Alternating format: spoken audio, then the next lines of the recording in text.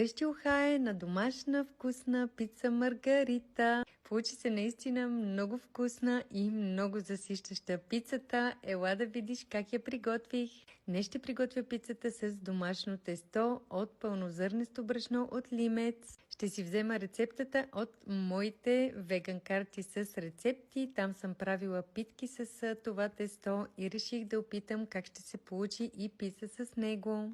Много скоро и вие ще може да имате такива поставки за картата. Ще може да си ги взимате от моя сайт. А за тестото пресях 200 грама пълнозърнесто брашно от Лимец.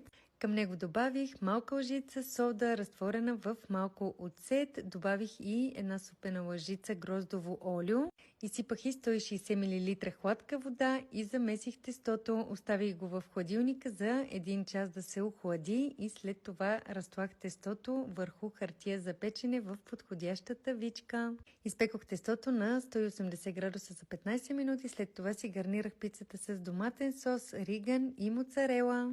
Запекох за още 10 минути и пицата е готова. Разделих на 4 парчета. Едно парче само 276 калории с 13 грама протеин в него. Ако искате пицата да ви е по-тънка, използвайте по-голяма тавичка. А още вкусни идеи за обяди има в моите карти с рецепти. Виж ги в линка в профила ми.